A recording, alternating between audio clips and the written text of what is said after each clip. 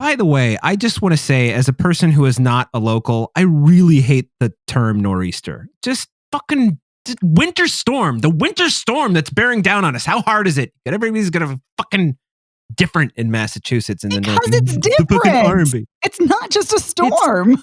It's a very specific meteorological term. Yeah, it's Spanish for the Niño.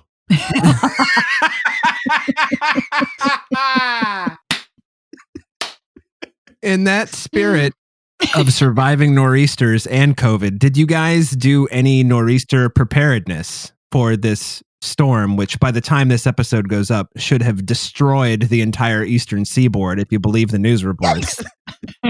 No, I did nothing. Good answer. Evan. Same. You guys didn't do anything? Nada. No. Okay. Well, I mean, I went to the store and bought $301 worth of food today. Whoa. You went wild. A true snowstorm shopper. Well, it's one of those things where it's just like, it's such a pain in the ass because I live in the middle of fucking nowhere, as you guys know. And it's everything up here just is fucking harder. It's just so go the day before it's going to rain down fucking, winterly oblivion, and take care of your stuff and suffer through Crosby's where the checkout guys are like, do you mind if I put your milk on top of your eggs? So also wearing a hat, by the way, that says bikini inspector. I'm just kidding. He wasn't, but I figured since he had the same voice as that character, then why not have him wear the hat too? Bikini inspector. I don't know. It's kind of like if Scooby-Doo were drunk and not a dog, I guess. That's kind of what it sounds like. Yes. Isn't that Shaggy? Yeah. Yeah. It's Shaggy, exactly. 2 minute Scooby snacks. It's like Scoob. Oh, I got to pass. I got bikinis to inspect.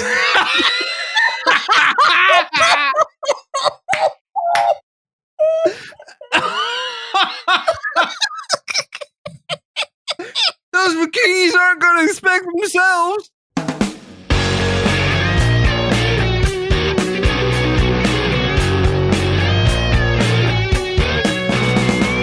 Somewhere in the middle of Arizona, you painted a desert. Welcome to Spoiler Piece Theater, the podcast that doesn't give a shit about spoilers. We just want to talk about the movies. My name is Megan Kearns. I'm a contributor to Edge Media Network, and I'm a member of the Boston Online Film Critics Association. My name is Dave Riedel. I write sometimes for Salt Lake City Weekly, and I'm also a member of the Boston Online Film Critics Association. And my name is Evan Crean. I am co-chair of the Boston Online Film Critics Association and co-author of your 80s movie guide to better living. Yeah, you are. I almost forgot. This week. Well, this week, we have some movies we're going to talk about, just like every week. Yeah.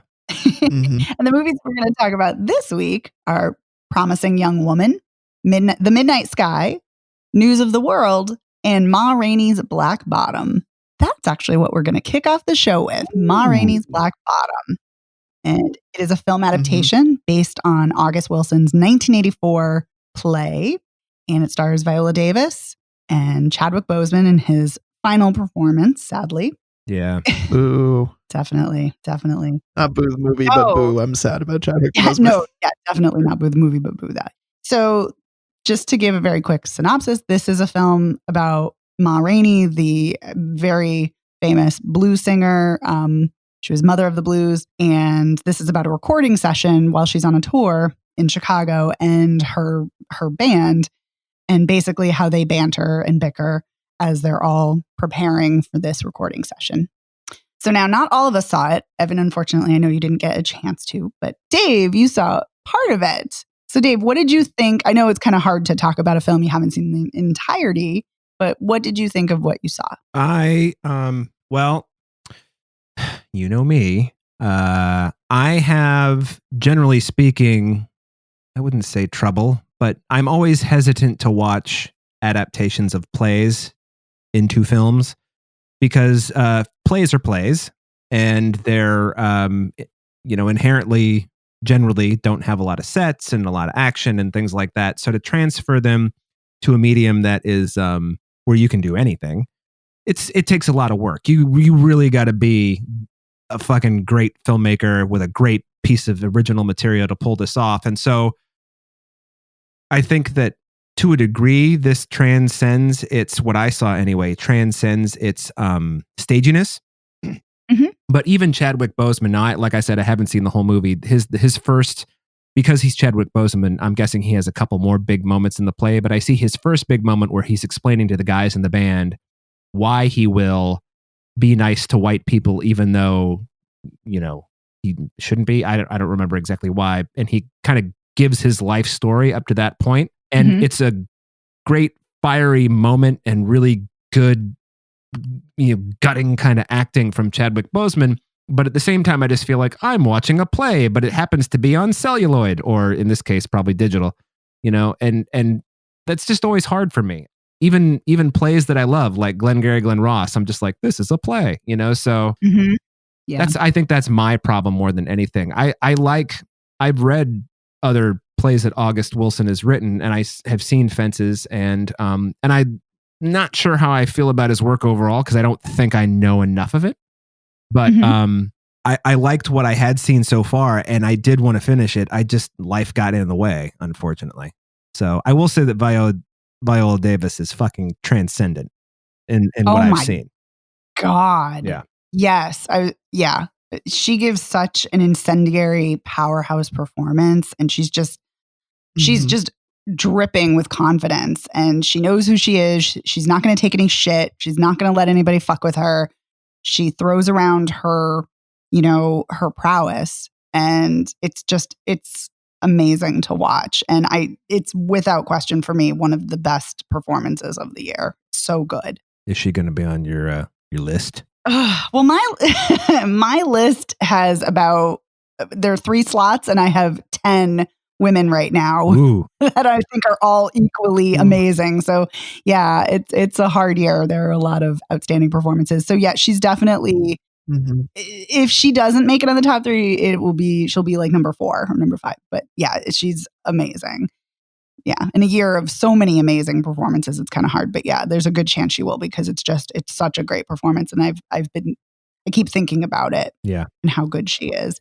Yeah. And there's a line that she says where she talks about, because this play, obviously, and the film talks so much about white people and, you know, the racism, obviously, that Black people face. This is taking place in the 1920s, but it's also about how these 2 white producers are really, she clashes with them constantly. And she's like, you know, I can't do this unless we have this. And I can't start unless I have my soda. And I can't, you know, my nephew is going to be doing the intro. And no, we're not going to be doing that arrangement this way. We're going to do it my way. And, you know, she talks about it with one of the musicians, and she says, you know, they only want my voice. They don't give a shit about me. They don't care about me. They only want my voice, and they'll use me.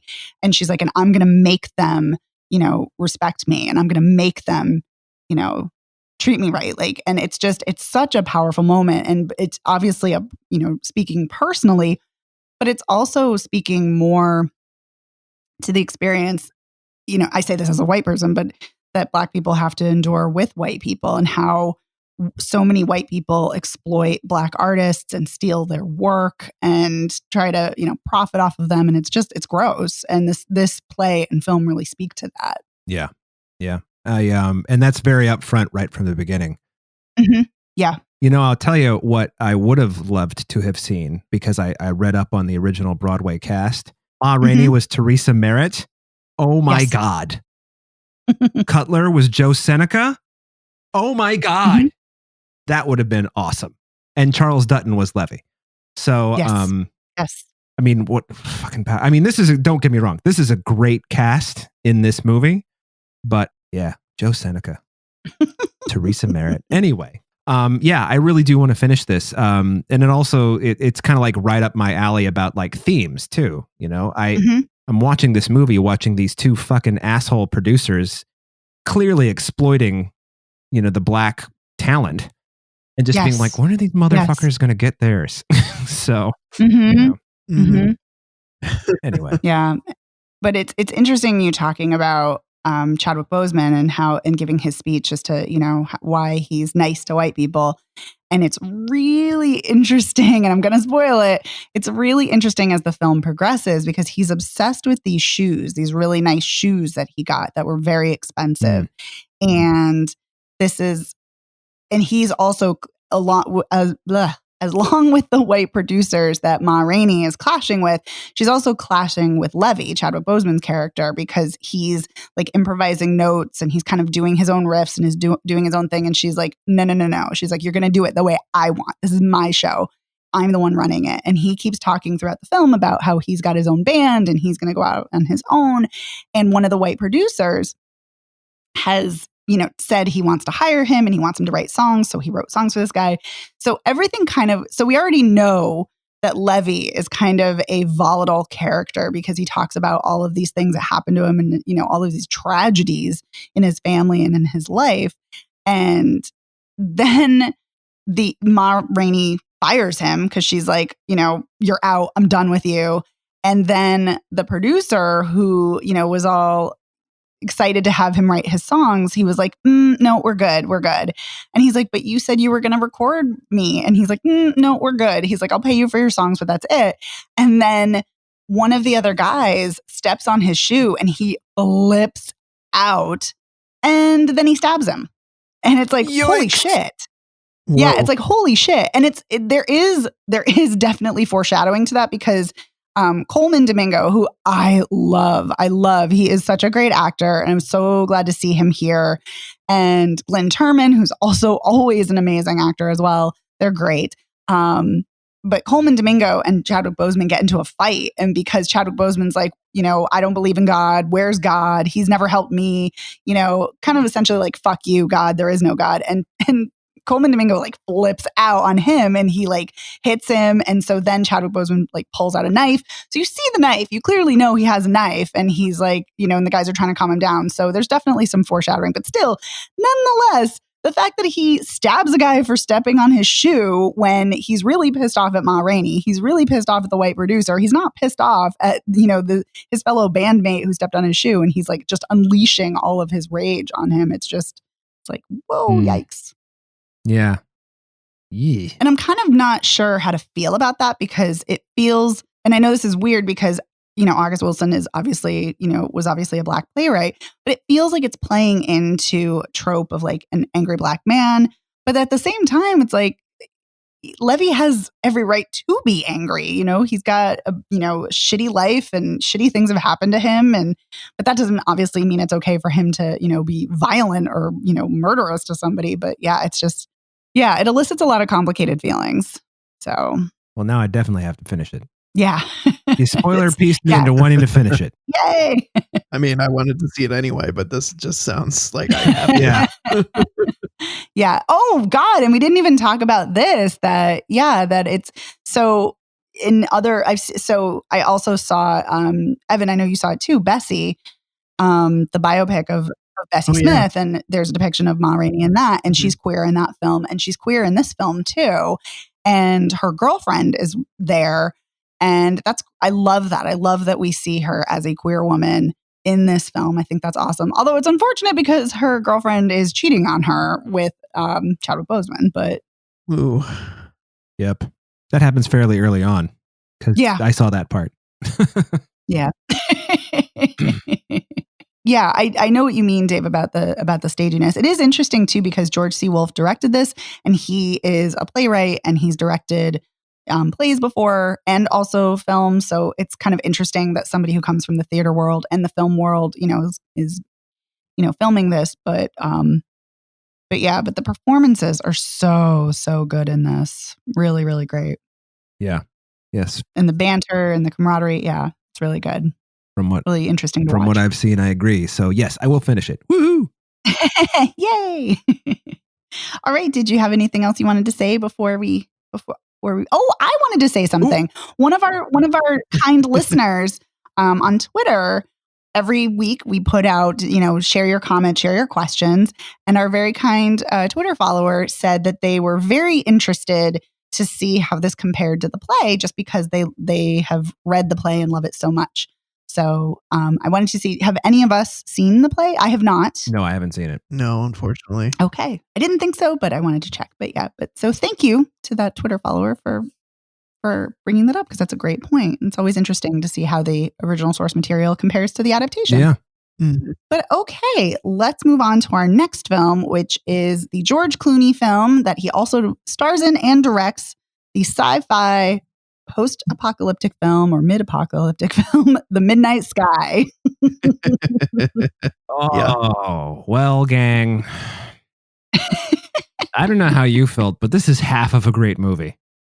Well, I'm gonna say what I said on Twitter, which was I don't know what you said on Twitter. I'm sorry. No worries. This premise is right up my alley. Post-apocalyptic films it's my favorite subgenre. I love sci-fi. I love these subgenre of films where a father figure, a kind of crotchety father figure loner, is escorting or traveling with a, very independent, feisty young woman, or girl. I love that. Love. I love that in The Last of Us, True Grit, Paper Moon, you name it. I love it. So I was all pumped for this.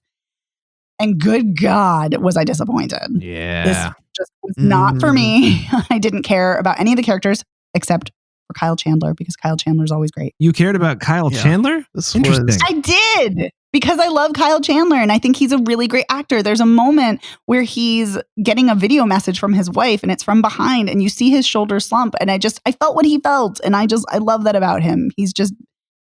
He has a natural way of interacting on screen, and I love him. He is a fine actor. He is a truly fine actor. He is. Yes. He is.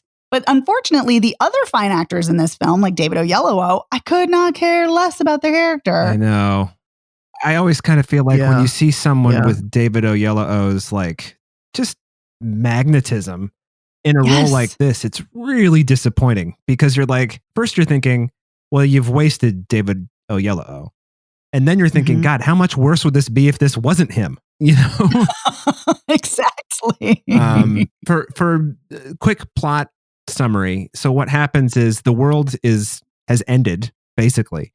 We're not really ever sure why, although we know there's radiation fallout that is rapidly coming. Right. Some kind of accident, they say. So George Clooney is left alone in an Arctic science outpost, because he knows there's a spaceship out there returning to Earth that has been trying to find a second planet that its mission was to, go to Jupiter and find this moon and find out whether it was inhabitable. And yes, it is. And the spaceship's coming back, but they don't know that the Earth is destroyed. So he can't get a message to them because, things are too fucked up. So he finds another tower with, it can reach them, and he treks across the Arctic and ends up at this tower, and he tells the space crew and blah, blah. There you go. Yes, but he finds he's not alone at the facility he's living in. But he thought he was alone. Everyone else left. There's a young girl there. Her name is Iris. She doesn't speak. And so he takes care of her and takes her on this arduous journey, which turns out to be very dangerous. Yes.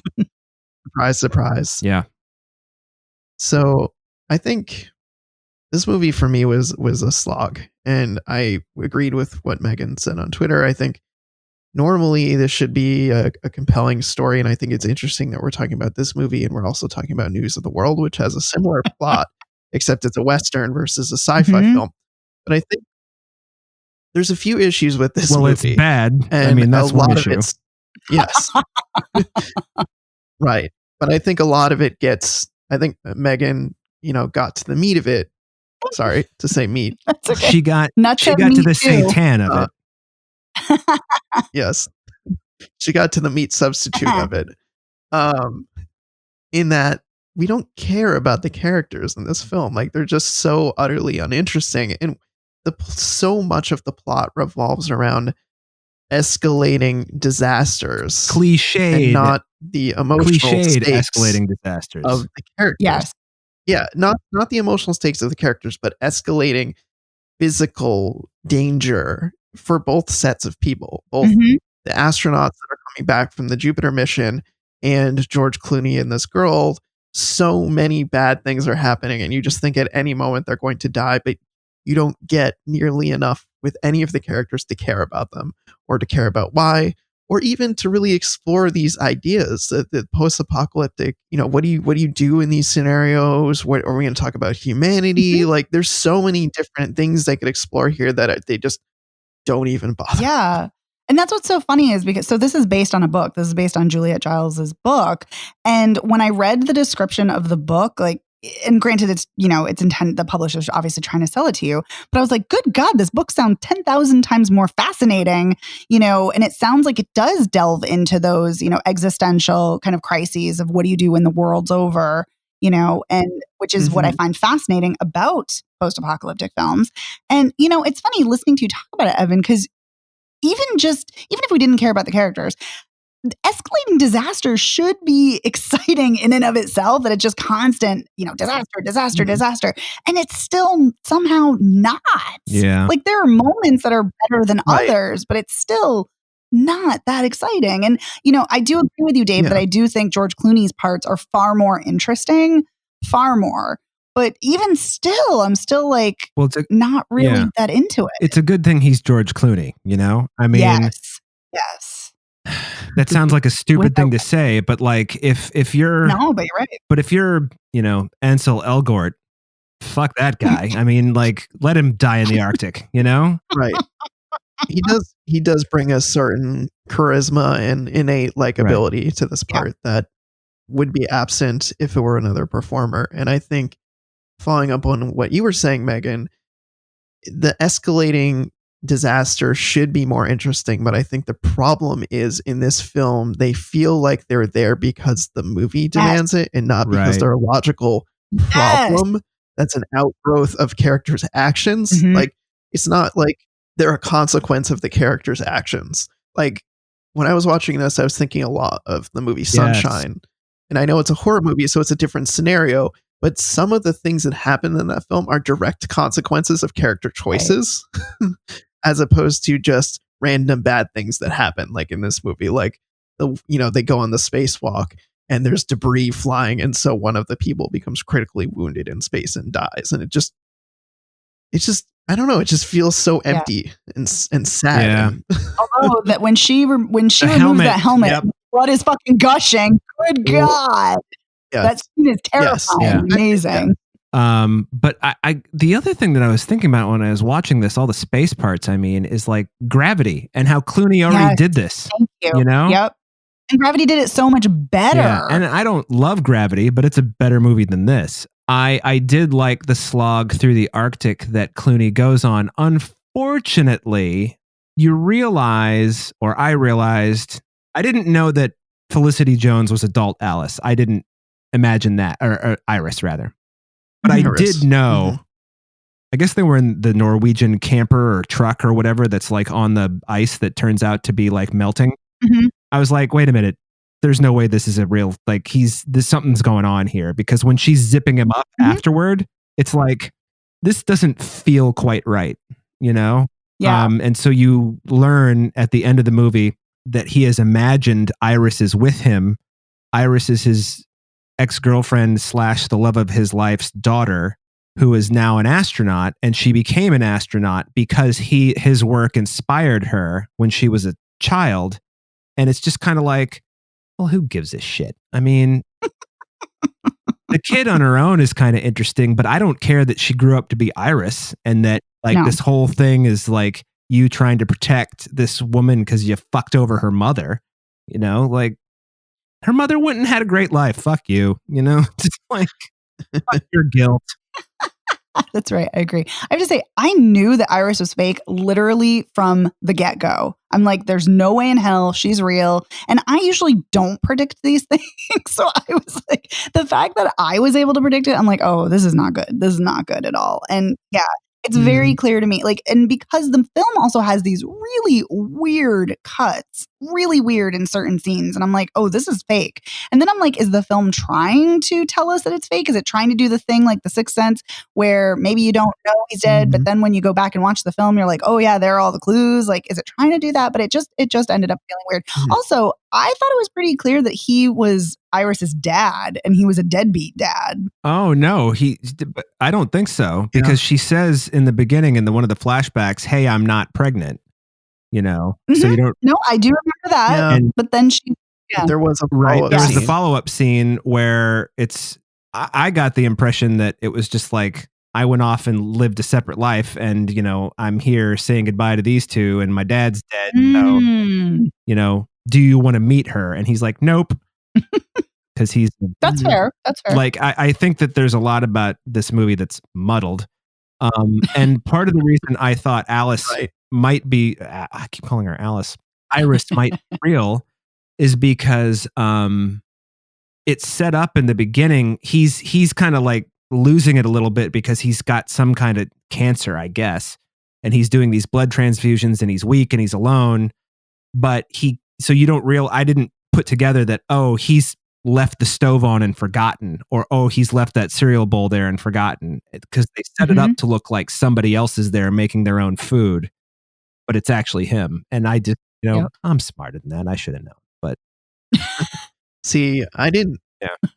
I didn't know that she was fake, but I also just didn't care enough. I think that was part of the problem. That is a problem. Yeah. Anyway, you look at it. Hey, at least this is better than George Clooney's last directorial effort. Oh my God. Which movie was it was that? so bad. I can't even. It was the one that the Coen brothers wrote that he rewrote and directed. Oh yes, that was terrible movie. Suburbia, was that the name? No, I don't remember what it's called, but it should be called Dog Shit. Suburbicon or some crap. I don't know. He's not in it, so it's Suburbicon. That's it. Suburban. So I guess, is there anything we did like about it? Obviously, besides the slogging in the snow for Dave, and I kind of liked that too, actually. Yeah. I liked the strong George Clooney Santa vibes going on. I mean, he's in the Arctic. He's got a big old bushy beard. Like, yeah, I dug that. But I also dug the art direction too. I liked the design of the ship and the scenes and the technology inside the ship. I thought that was pretty cool. Yeah. And it's, George Clooney's magnetic. He's got those eyes. So, Yeah, I think this is just unfortunate because there are so many things that should have gone right with this film, and it's got a great premise, it's got great actors, and it's got great, art design and production design, and yet somehow it just does not come together. And I'm gonna blame the writing. I'm gonna blame the screenplay adaptation. I think that's a big problem. Which I think he wrote, right? No, Clooney didn't write it. Okay, yeah. You know what? I'm sorry. You're right. It's Mark Smith. Mark L. Smith. Yes. Clooney has written a bunch of his own movies. He didn't write this one, so. Yeah, but I think that's a big problem. And I also, this could just be a personal thing, but maybe Clooney's not the dad. Maybe he is. But even if he's not, he's clearly a shitty father figure. Right. And I'm just like, I don't give a fuck. I don't care. I don't care that you're shitty. And what got me kind of invested in the beginning of the film was, I was like, wow, this is so cool that he's staying behind and he's trying to help these scientists, and astronauts, just because he's a fellow scientist. Like, that's amazing. Like, there's a sense of camaraderie and community, and that's really cool. And nope, it has nothing to do with that. It has to do with his ex-girlfriend. Yeah. And there was something about it that just really pissed me off. Yeah. It was so manipulative and I fucking hated it. Yeah. Yeah. It was. It's like, not everything has to come together like that. We don't always need a twist. We don't need everything to be like puzzle pieces. Right. Right. Do we have any final things we want to say before we move on? No, just one question. Did you love her? Okay. Oh my God. Her one line of dialogue. Ugh, really? I'm like, really? Yeah. I mean, there's more stuff about the plot, but it's not necessary. Let's just move on to talk about a better movie. Okay. Our next film, it's a perfect segue because, interestingly enough, it's a kind of similar premise, like you said, Evan. We're going to talk about the Western News of the World, starring Tom Hanks and Helena Zegler. Mm-hmm. And yes, this is also a grizzled loner man who is traveling with a girl across the land. Yeah. And the little girl really is German. I looked her up. Yes. So was like, oh, that's why her German accent's so good. Yes. Um, Yes. Well, as a student of Westerns, I was a smidge, I wouldn't say disappointed. That's not the right. I was nonplussed.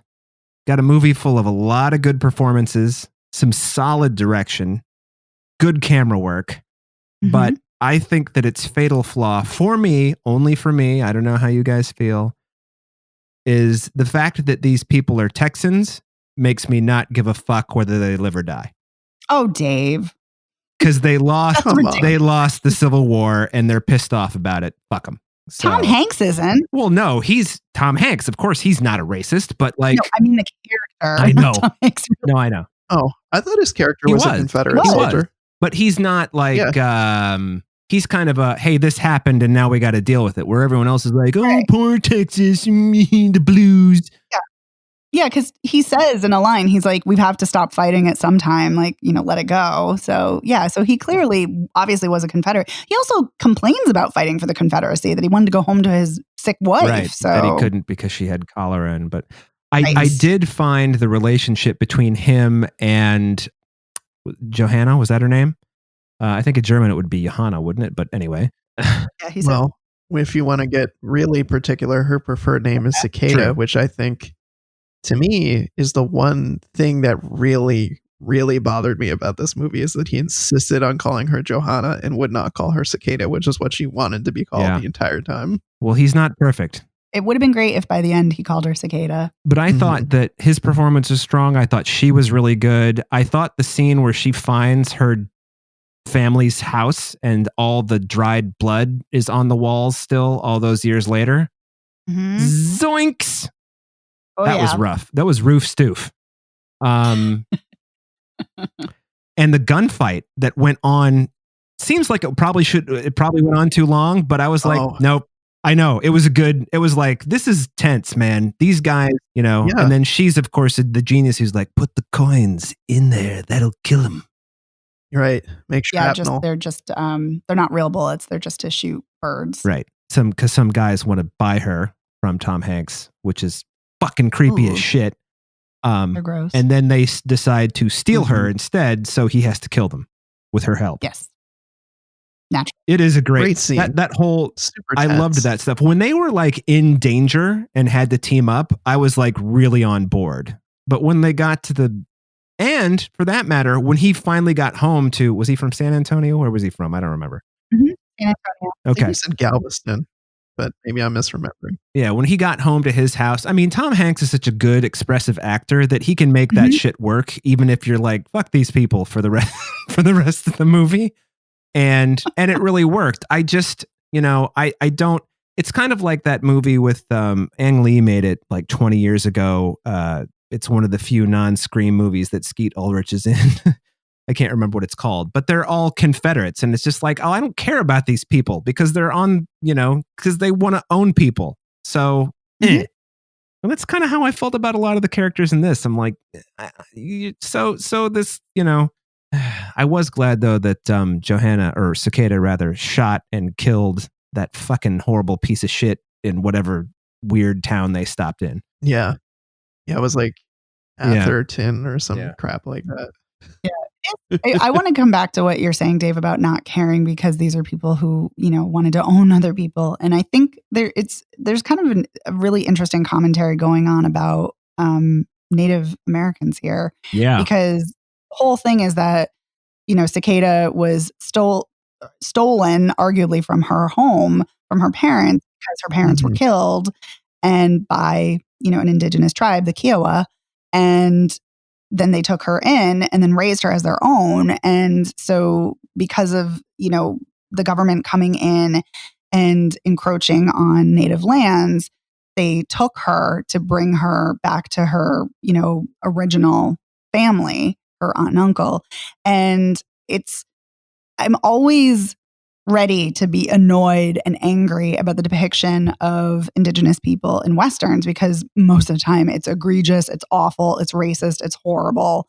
And I think there's something really interesting going on here in that it's not that, but we also, we only actually see Native people like in one scene where they're helping Cicada and Captain Mm-hmm. or Captain as she calls him. And I think that's interesting that that there is this stereotype especially in Westerns of Indian people being brutal and savage and all these horrible racist tropes. Mm-hmm. And here, the one time we see them, they're lovely, they're helpful, and so that's nice to see. But there is a lot of really interesting things going on in that, everybody else in the film is so egregiously racist and horrible. And here's Tom Hanks who's like, no, there's something fucked up about the way you're being. But at the same time, he's also not calling, Cicada her, Kiowa name. He's calling her original name, which is, feels incredibly disrespectful too. Yeah, it's the one thing that really bothered me the entire movie. Like the rest of the movie, I thoroughly enjoyed. Like I enjoyed their journey. I enjoyed the fact that he was, as this traveling guy reading the news, I thought that his storytelling, he had this very strong storytelling ability in a way to hold an audience. And I love the scene where he's captured by the I'm just going to call them a posse. They're like a mob basically of like horrible people that just racists that just kill everyone and abuse the people that follow them. And they insist that he read their racist, shitty newspaper. And he refuses to in front of the crowd and reads his own story and captures the crowd's attention and turns them on the bosses. And I think that's an incredible scene. I love how he's able to do that. And you see throughout the film, he just has a way of commanding a crowd and commanding attention. And he's able to use that. That's why to his you cast advantage. Tom Hanks. But I do. Yeah, I have a theory about how the native peoples are treated in this movie. And I think it's a conscious choice for the story. They're kind of, in the story, they're kind of ignored.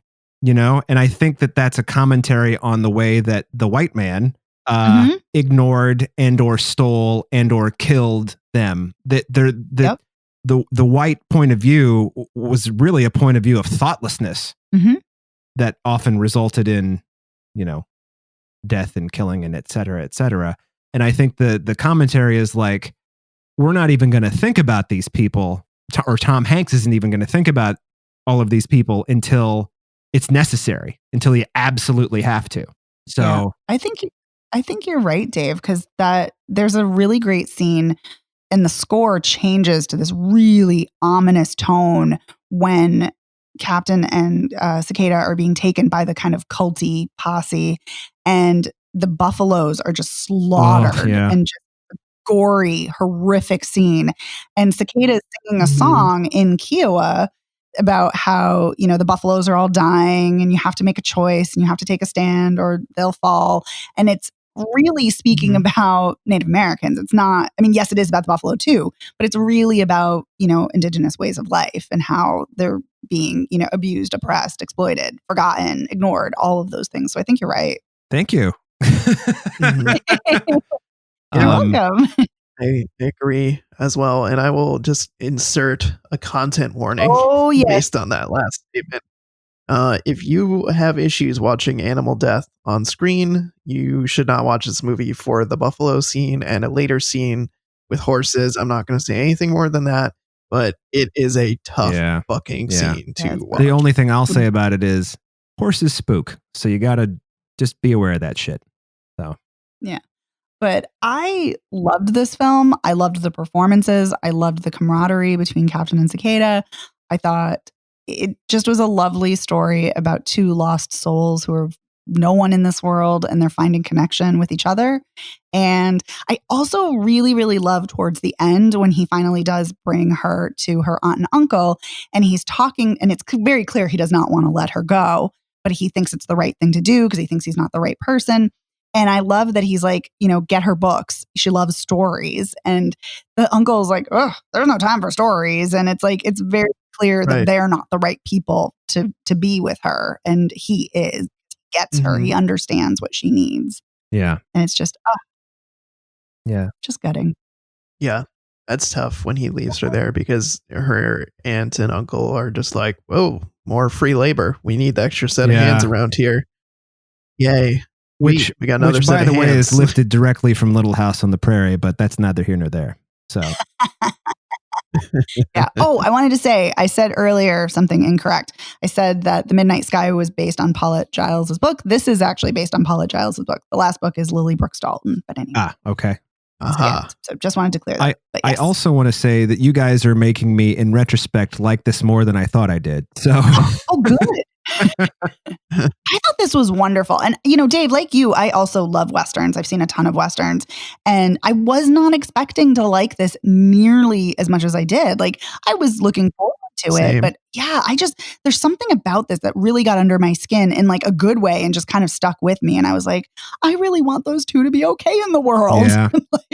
And I just couldn't stop crying because I was like, this world is terrible and they're going to be terrible to them and it's going to tear them apart and he's going to die and it's all going to be awful. Right. And yeah, I don't know if the kid, if this is just what she looks like or if she's a really good actor, but like she just looks haunted the entire movie. And, yeah, she does. And you learn why, of course, but her performance is really strong, I think. Oh yeah, she's so good. So good. Yeah. Yeah, I feel like the fact also, I mean, she's really good like on her own, but I feel like the fact that, she can hold her own against, Tom Hanks, who is amazing and everything, is just, it speaks even more volumes about how good of an actor she is. Yeah. But yeah, I loved this. I really did. I thought it was great. Yeah. Me too. It really caught me by surprise in a good way. I like Tom Hanks. I like Westerns sometimes. And so I was kind of dreading watching this thinking like, oh, it could be like really long and boring. And it wasn't. And I really liked it quite a bit. And I have to say this year, Tom Hanks has turned in two really great performances, I think, between this and Greyhound, which we haven't talked about on the show, but I think he's great in that as well. So kudos to Tom Hanks this year. I also want to point out someone else who's great in this, who has very little screen time, but makes absolutely the most of it. Elizabeth Marvel, who was wonderful. True. That is true. Oh, yeah. Mm-hmm. I really like her so much, and she's so good in this. Yeah. And I also love that when Cicada is like singing and making kind of a mess of her food, like she's like, and everybody's staring, she's like, what, have you never seen a kid eat before? Like, it just is great. It diffuses the situation, and it was just lovely. Yeah. Totes agree. Okay. Do we have any final things we want to say before we move on to our fourth and final film? No, but it's always nice to see Mare Winningham, who's in this also. Anyway. Yeah, she's great. There's some great supporting performances in this. All right. Well, let's talk about our final film. Oh boy, we're going to have a lot to say, I think. It's a doozy. Buckle up, people. This is Emerald Fennell's directorial debut, starring Carey Mulligan, Promising Young Woman. And I don't know about you guys, but I had a lot of thoughts about it. Oh, did you now? You don't say. Sure did. So let's do the very, very quick summary. Who wants to take it? I'm happy to. Go right ahead. Okay. Yeah, please. I know, it's kind of a lot. So Carey Mulligan is the protagonist, and she basically, the film opens, and it's a great opening scene where she is drunk, or really she's not. She's pretending she's drunk, and then she goes home with guys who are all lecherous and creepy and rapey and gross.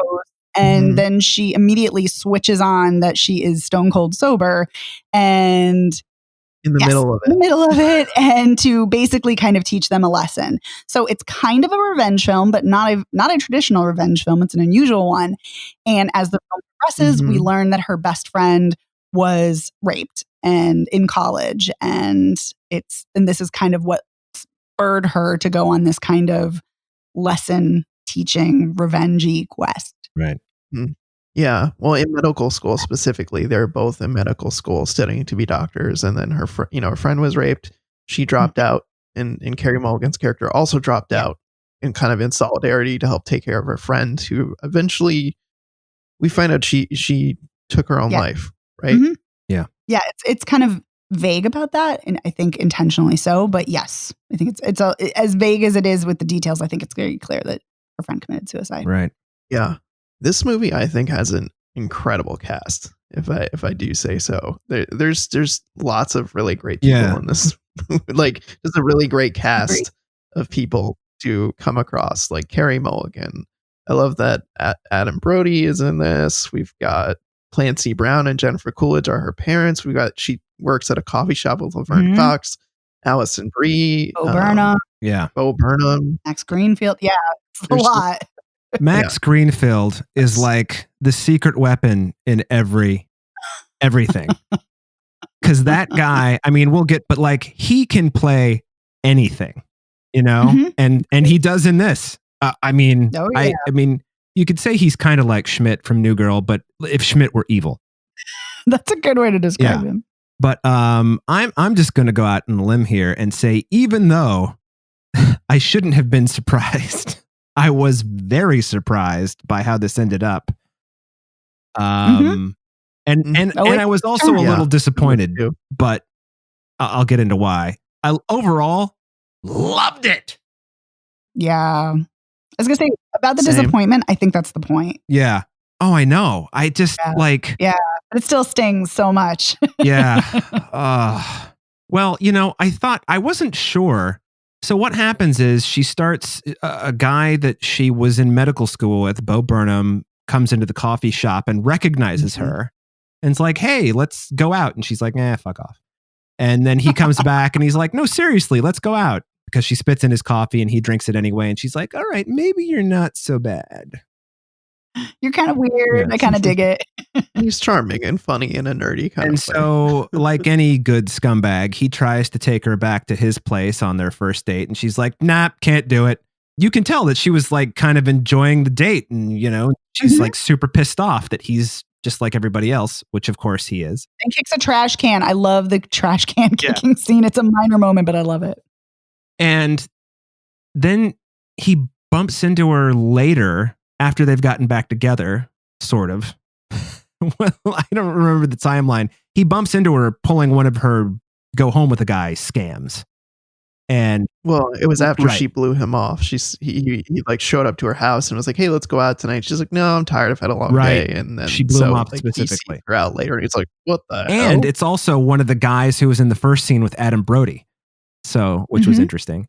But I thought it was an interesting choice that not interesting. It makes perfect sense that she wouldn't explain exactly what she's doing, but she doesn't really apologize for it, she goes to his apartment later and she's like, look, that won't happen again. All right.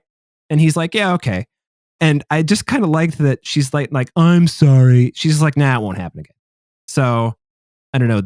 I guess it subverted my expectations in that regard. But then, because of the whole Allison Brie plot line, things take a turn, don't they? Well, yeah. I think it's important to note that, through Bo Burnham, she realizes she has access to all these people who were involved in either the rape or the cover up of the rape of her friend Nina. And so it gives her an opportunity to exact revenge on them one by one. And so Allison Brie is a target because she was one of the people that, laughed and didn't believe her friend. And so she puts Allison Brie in a situation where she gets really drunk in the middle of the day and then wakes up in a hotel room, not sure whether she, had sex with a guy and was out of it. And she doesn't return Allison Brie's calls, so that also kind of adds to the anxiety. But yeah, it's like a series of actions to get revenge against the people, including the dean, Connie Britton. She What a takes great the dean's scene daughter. with Connie Britton. Oh, Well, did you guys notice when Connie Britton is screaming at Carey Mulligan and they cut to the outer office, and you've got the student who's sitting out there who's like, Jesus, what the fuck? And then you've got the receptionist or the administrator or whatever who's just like, oh, this happens all the time. You know? Yep, she's kind of just chuckling like, Just like, Not a wow, surprise. how many accusations do come through this office a week? One or two, says Connie Britton? Jesus Christ. And that's probably conservative. There's probably more. Yeah. yeah. Yeah, I want to speak about the Allison Brie part just for a moment, because I think it's interesting because Evan, and your choice of words is very interesting, that and it just made me think about this, like the fact that she's worried she had sex with him. But it's interesting because that wouldn't be sex, it would be rape. And so that's so interesting. And I make that distinction because it's very clear that even now, Allison Brie, years later, her character doesn't give a shit about what happened to Nina. And Kat says, she's like, oh, that's unfortunate. I thought you would have changed. And it's like, that's when she's enacting this plan, to make her feel like she was raped. And it's very interesting. And it's it's torturous, it's horrible, but it's karmic retribution in a way. And it's interesting because now Alison Brie's character is like panicking and worried that something happened. And it's, she's clearly being flooded with feelings that are, very arguably similar to what Nina experienced. So it's so fascinating and fucked up in many ways. It's like the revenge is both twisted and satisfying. Right. It's not satisfying to watch these people go through like these harrowing experiences, but it is satisfying to see them get their comeuppance because it is well deserved. And I mean, and especially too, even Alison Brie's character still doesn't learn the lesson after she finds out that nothing happened, because she has a video on an old phone of Nina being raped at that party, and she gives it to Carey Mulligan and says, "But leave me out of it. I'm done with this," and storms off. And it's like, are you kidding me? Did you really also still not learn anything from even this? Worse, she says, "Don't ever fucking contact me again." Like it's even worse than just like, "Oh, I don't want anything to do with this." You know what I mean? Like Right. So you're totally right. She didn't learn a goddamn thing. Yeah, and she has video evidence of this rape and laughed it off and made fun of people. And it's like, are you kidding me? You've had this evidence the entire fucking time? Like, you are peak scumbag. And then Carey Mulligan finds out that her current boyfriend, Ryan Cooper Bo Burnham, was at the party and witnessed the whole thing because he's on the video. In the video. Yeah. And laughing about it.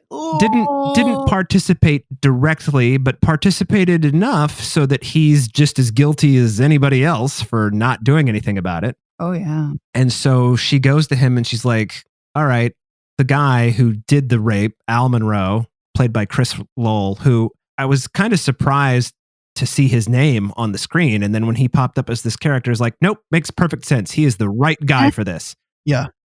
Because it's just like, he doesn't look like a scumbag, but oh boy. Well, that's the thing. They often don't. Yeah. But I mean, like, but also think about the other things you've seen him in, I haven't seen a ton of Chris Lowell's work, but I've never seen him play a character like this. So no, agreed.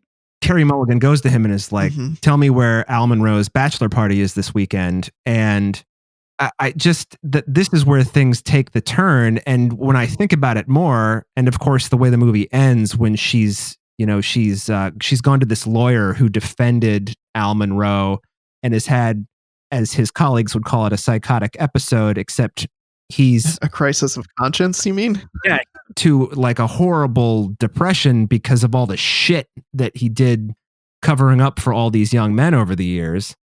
And Carey Mulligan turns him into an uses that to her advantage in the end, because she goes to this bachelor party kind of planning that she won't get out of it alive, which she does not. And when she is being smothered to death by Chris Lowell, she pretends to be a stripper, and she goes up there and she cuffs him, and she even says, "It's for my safety." And I just, man, when they take that turn and he gets loose, that gets that one cuff off and then smothers her to death, I mean, holy shit. I just, holy gut punch, Batman. It really, I wasn't sure what was going to happen. Like, I didn't think it was going to be like, oh, she's going to get the perfect revenge and that's how the movie will end. But I'm not sure I expected her to die. Although now when I think about it, all the things she did beforehand, like she takes off the license plate in her car and throws it into the woods. And, she does leave the keys on top of the wheel just in case she gets back. But you realize she's pretty sure she's not coming back. Yeah, she planned it to a T. Man.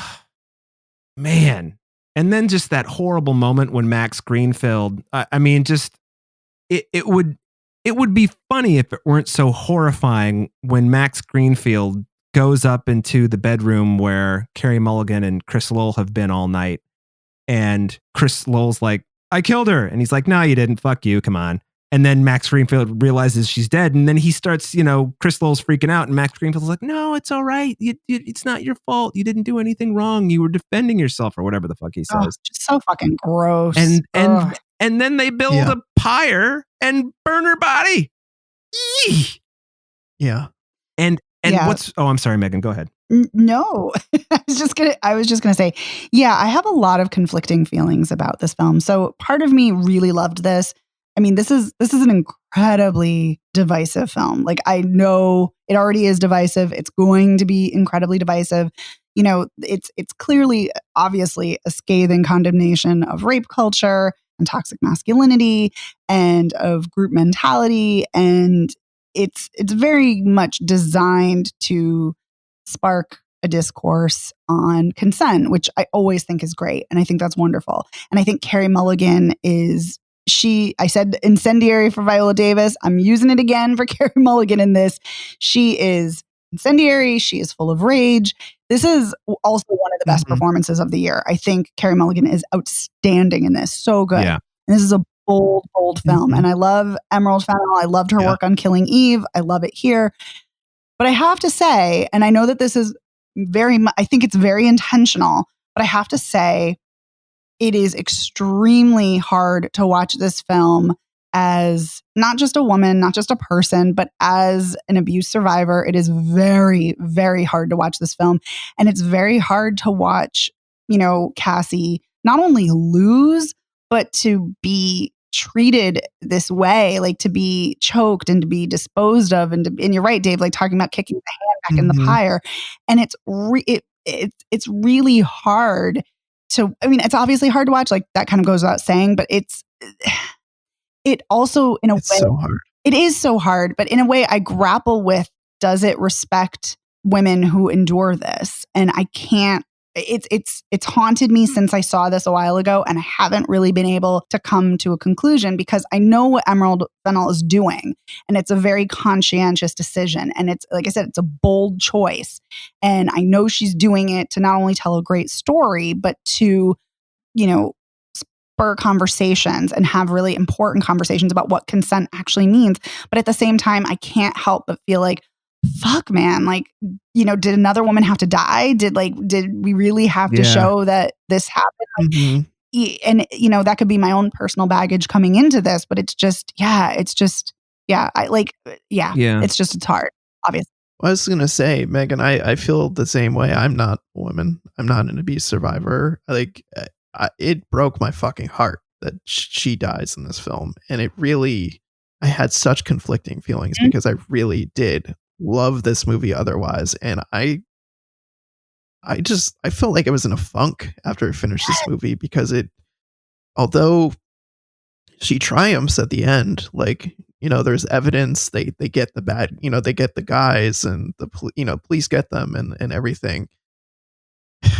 It feels like a hollow victory in some ways. And it's so depressing. I understand what you both are saying. And I feel conflicted about it too, because it's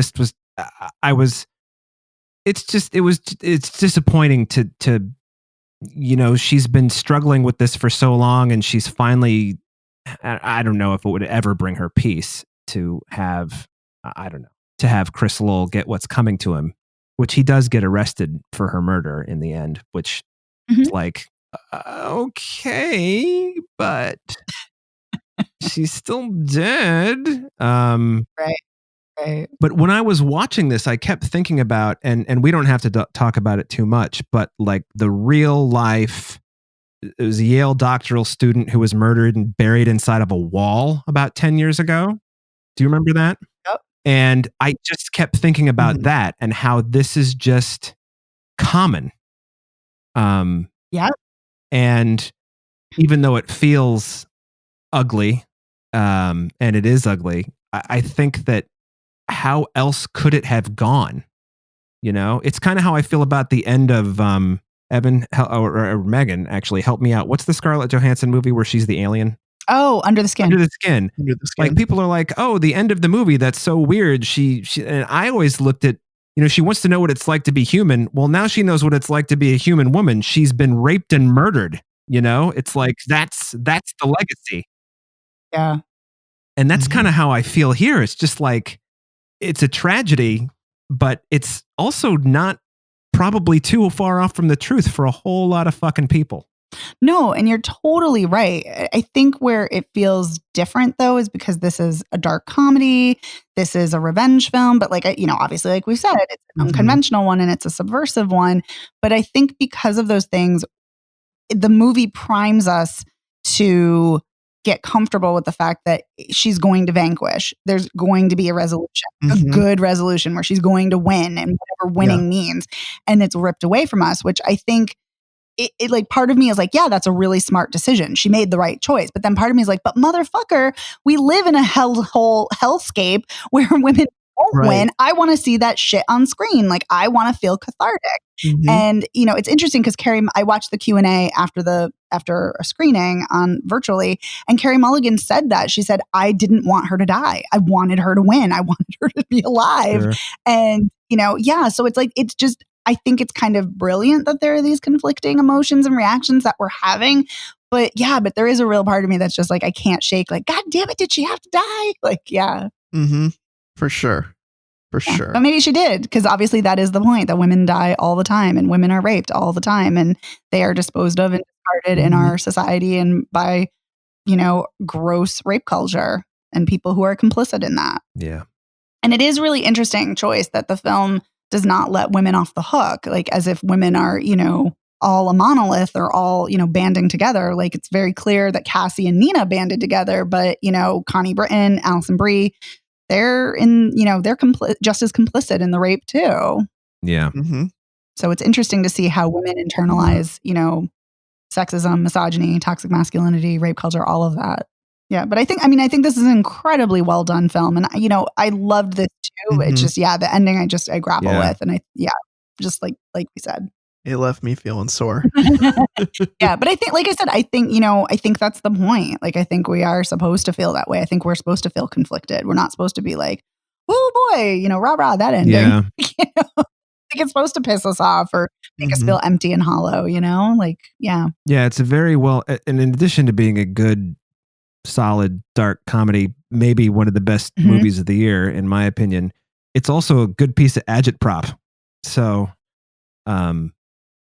agitating propaganda for those of you listening at home. Oh, I was like, agitprop? Thank you.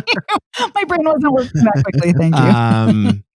Because it's, to your point, Megan, it's like, and Carey Mulligan's point. Yeah, I wanted her to win, but a lot of people don't win. So here it is.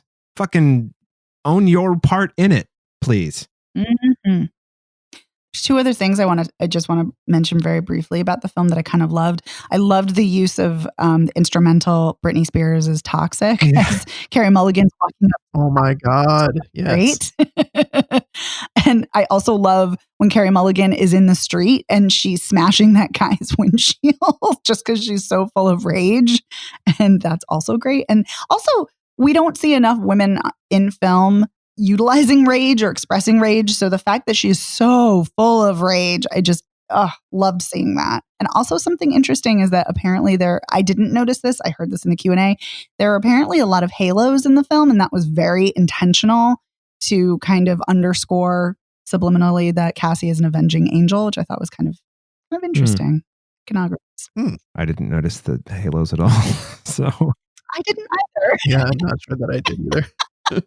And I feel like I usually do because I have in other films recently. But anyway, are there any other things that we want to say? Not for me, but I mean, see it if you can handle it. Oh yeah. Yeah. Well, let's do our see it, don't see it recap. Ma Rainey's Black Bottom. I would say see it. I would say at least see half of it. Yeah. Yes. I haven't seen it, but it's available on Netflix, right? That's where people can see it. Yes, it's in select theaters now, and by the time this episode airs, yes, it will be on Netflix streaming. The Midnight Sky, which will also be streaming on Netflix when this episode airs. Would we say see it or skip it? I'd say skip it. Skip. I will also say skip it. Sadly to say, but yes. Yeah. News of the World, which I believe is going to be on VOD and possibly in theaters. I don't know. On Christmas Day. But the embargo is lifted, so I would say see it. I would definitely say see it. Yeah, definitely. And then Promising Young Woman, you guys both said see it. Totes. This is also coming out on Christmas Day.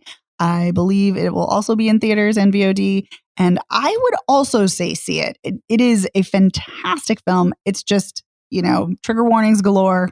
Go in, be warned. But yes, if you can handle it, like one of you guys said, see it. Okay, well, that's going to do it for this episode of Spoiler Piece Theater. We want to give a huge, huge thank you to our amazing editor, Otto Clammer. Thank you, Otto, for all that you do. We really appreciate you. So thank you so much. Thanks. You can find Spoiler Piece Theater anywhere you get podcasts. We are everywhere. Literally, we are everywhere. You can also find us at our website, spoilerpiece.com. You can find us on social media. We're Spoiler Piece Theater on Facebook. And we're at Spoiler Piece on Twitter, Instagram, and Letterboxd. So please come follow us, say hi, all that good stuff. You can also email us at spoilerpiece@gmail.com, or you can call us at 862-21-PEACE. Leave us a voicemail message, leave us an email, all of those things. We love hearing from you.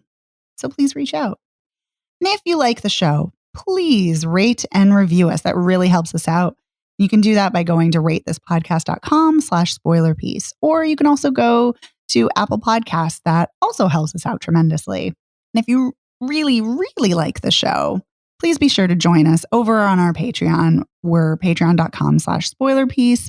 And for $1 a month, you get a thank you shout out on the show. For $5 a month, you get to listen to weekly bonus content. Like this week, we talked about the holiday gem rom-com, The Holiday. Yeah. And we do, like I said, we do those weekly, those bonus episodes. You also get to vote in monthly polls. And we have a poll going on right now about which Christmas film should we watch for the next bonus episode. So if you're not a patron, please come on over and join us so you can vote and you can listen to extra content to get even more Spoiler Piece. And I will say, there is a front runner, but it doesn't have to be that way, people. So use your voice. Vote. Yeah. So we also want to take this moment to thank our patrons. Yes. We want to say a big thank you to Bill Scahan, to Sean Pensionar, Christopher Jensen, Bob Chipman, Charlie Nash, Davida Margolin, Zach Pigeon, Chris Wilkinson, Elisa, Max Covell, Shona Glasgow, Rory Glenn, Shelley M. McCaskill, Mike, Lord of the Sith, Deirdre Crimmins, and Shauna Harris. Thanks, patrons. Really appreciate Thank you. And we appreciate all of our listeners. So thank you so much to listening to this week's show. My name is Megan Kearns. I'm a contributor to Edge Media Network. I'm a member of the Boston Online Film Critics Association. You can follow me on Twitter at OpinionSWorld and on Instagram and Letterboxd at TheOpinionS. My name is Dave Riedel. I write sometimes for Salt Lake City Weekly. I'm a member of the Boston Online Film Critics Association, and you can find me on the tweets, the grams, and the letterboxds as Dave Sees Movies. And my name is Evan Crean. I am co-chair of the Boston Online Film Critics Association and co-author of your 80s Movie Guide to Better Living. You can follow me on Twitter and on Letterboxd as Real Recon. All right. Thanks so much. Bye.